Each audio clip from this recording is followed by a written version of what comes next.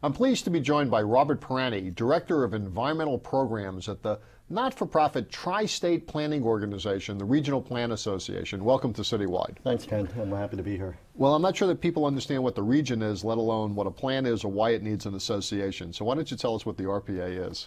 Well, RPA was started back in the 1920s, and for many of the same reasons we exist today.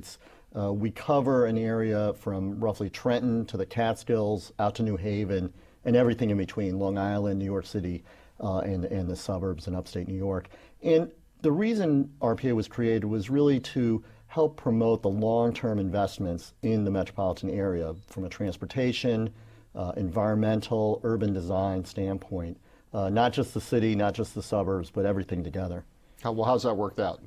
Well, I think, someone once said that the regional planning is kind of like baseball. If you're batting, 300, you're an all-star. And I think RPA, has certainly made the all-star team a couple of years. Back in the 20s, when the association was started, we laid out a blueprint for many of the much of the transportation infrastructure that exists today. The George Washington Bridge, the Verrazano Bridge, the Triborough Bridge. Many of the systems that help link the region together. And that work continues today. Why is a regional perspective important? It seems to me that when you listen to elected officials talk, everybody is for regional cooperation until Goldman Sachs wants to go to Jersey City or the Jets want to come to Manhattan, and then it's every state or municipality for themselves.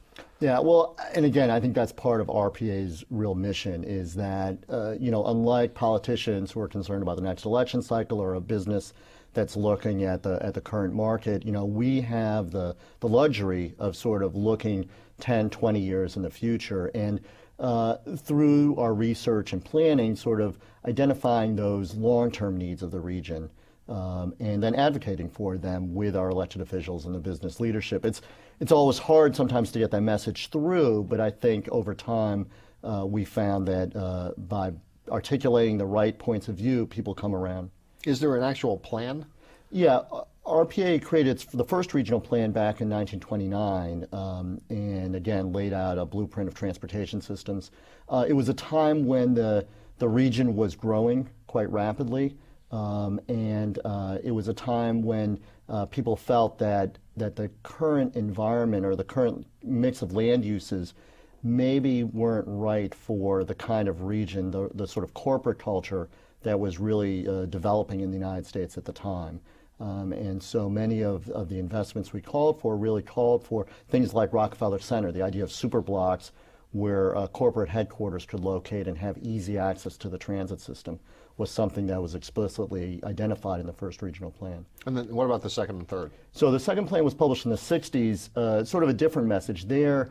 The concern was the sort of sprawling development pattern out into the suburbs and the sort of rise of residential suburbs and the start of sort of suburbs that attracted not just homes, which is something that's been in place in the city since Brooklyn Heights, but also businesses and retail. And so RPA sought in the second regional plan to try to focus that development in and around 12 satellite centers around New York, places like Stamford and White Plains, Paterson, New Jersey, New Brunswick, with the idea being that if you put jobs and shopping and educational facilities in those centers, then people will have a choice of of taking transit if they wanted to.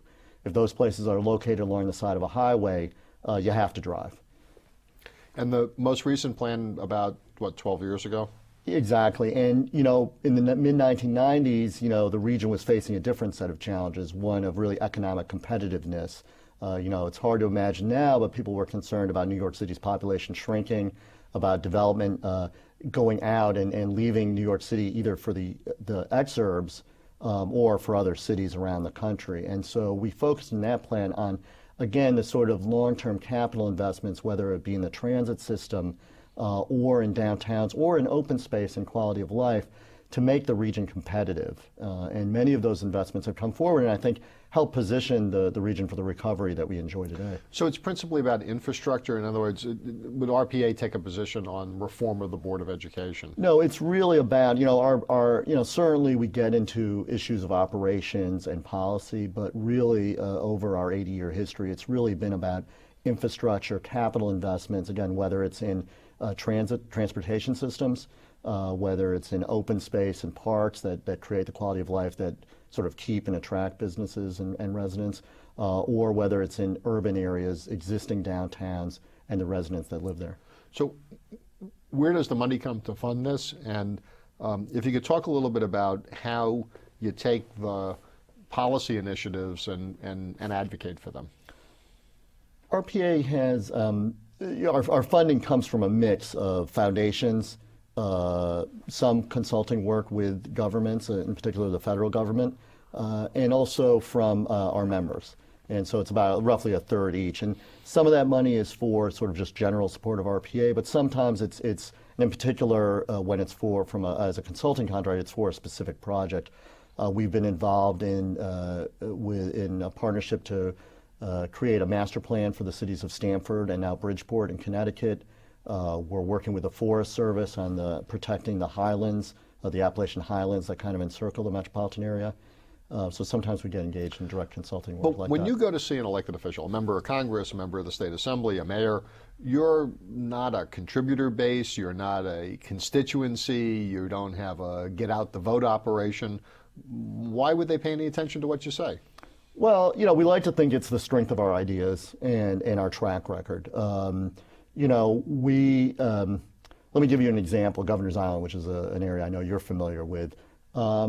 We had been working, as part of the third regional plan, we identified 12 region-shaping open spaces, whose protection we thought could help create that quality of life that everyone here enjoys. And we identified the New York Harbor as being the most important open space for New York City and northern New Jersey. It's 1,200 square miles of open water that people can really get out and enjoy, close to their homes. People don't think of it as a recreational area. Right, they don't, and it's unfortunate because you think about places like San Francisco or Seattle where, the Bay, San Francisco Bay or Puget Sound are really part of people's lifestyle, and I think we're starting to see that transformation now with all the great waterfront parks around the city and, recreational boating on the rise. But back in the 90s, people really thought of it, still the idea was, it's dirty, it's not a place I want to go. So we talked about Governor's Island as being sort of the catalyst for that effort, and being a particular place where investments of public money and use of public resources, it is public land, could really help help people understand the harbor as a great recreational and tourist destination. Where does that stand now? Well, I'm happy to report that after 5 years, it's been 5 years since the federal government transferred the island to the city and state, and there has been some progress. Last summer we had 55,000 visitors come out to the island for a series of concerts and art festivals. This summer we're hoping to have close to 100,000. And there's also been progress on the planning front. The Governor's Island Preservation and Education Corporation has just signed an agreement with a Dutch firm to plan the island's 90 acres of parks. And we're hopeful that process will start moving forward. We'll see some groundbreaking by 2009, coincidentally the 400th anniversary of Henry Hudson entering the harbor. And just this week, the Governor's Island Preservation and Education Corporation started signing a lease with the Harbor School, public high school, that'll bring its 400 students out to the island for a maritime-themed curriculum. How do you sustain interest in a project like that over a long period of time? It's a challenge. I think for us, it's really galvanizing the constituency that cares. In particular for a place like Governor's Island, which is, is not really part of anyone's neighborhood. Nobody lives there. Yeah, exactly. And I think that's been, one of the fundamental challenges there. So it's really finding the individuals, the organizations that have an enlightened self-interest in seeing the island succeed, whether it's the residences of businesses of Lower Manhattan, the tourism industry, other folks who just are looking for places to play ball or enjoy a picnic or just green space in a city that's kind of starved for it.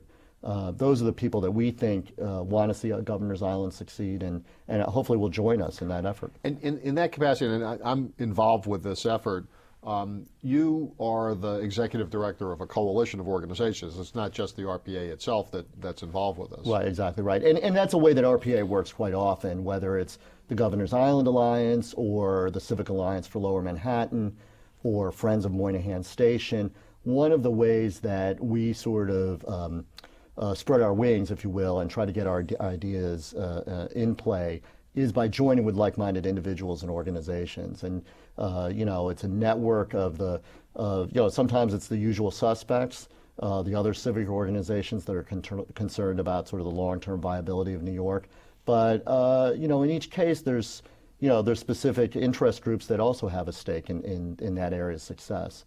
So, for Moynihan Station, we're working with both sort of the preservation community that are interested in seeing the post office reinvented as a great train station, a great portal to New York, but also businesses and residential groups in New Jersey who are going to directly benefit from having a new way for New Jersey Transit to come into Lower Manhattan or Midtown Manhattan.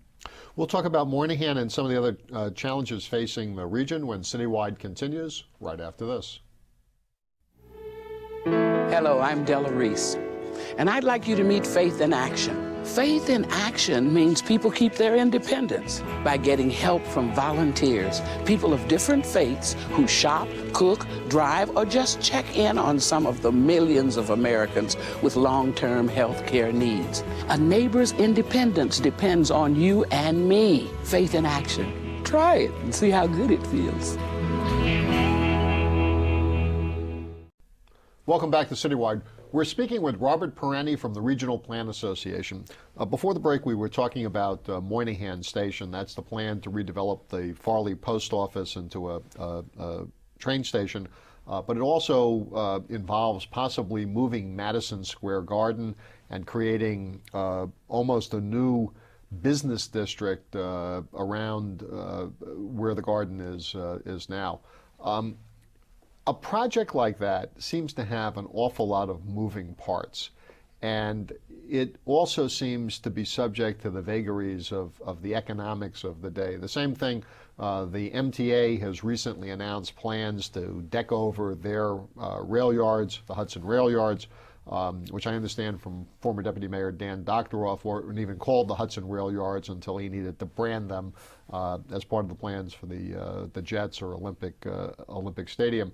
But we're in an era now where a lot of the planning was done at a point where we had this rising economic tide, and at least since the beginning of last summer, there have been doubts about the ability to finance large projects like this. So sort of, to the extent that you're on the inside, at least from the civic perspective, where do things stand with these big projects? Well, certainly, the downturn, in the economy that I think we're all facing is cause for concern in the short term. But I think, again, that's where, Regional Plan Association takes the long view. And we identified in our third regional plan in 1996, we identified the Hudson Yards and the far west side of Manhattan in general as being the location for new growth in Manhattan. It's clearly an underutilized area, clearly an opportunity to extend Midtown, now that Times Square is basically built out, to extend Midtown in a new location. And, we see it as a project that's not going to occur in a few years. It's going to take a generation to build out. So the fact that we're entering into a slump right now, I think, will slow things down. But again, over the long term, it's the logical place for the city to develop. And I think the good news is that in the last few years there has been forward progress, both on Moynihan Station, the idea of sort of moving the garden, but also on the MTA moving forward with its plans to redevelop the rail yards. And I think now's a good time to get the planning done during the downturn and start doing some of the infrastructure work that'll be needed to make that happen. In particular, again, both the Moynihan Station project in terms of the public side of that. I think there's I forget who said it, but there's a sort of a rule of thumb that you want to be counter-cyclical sometimes in your public investments.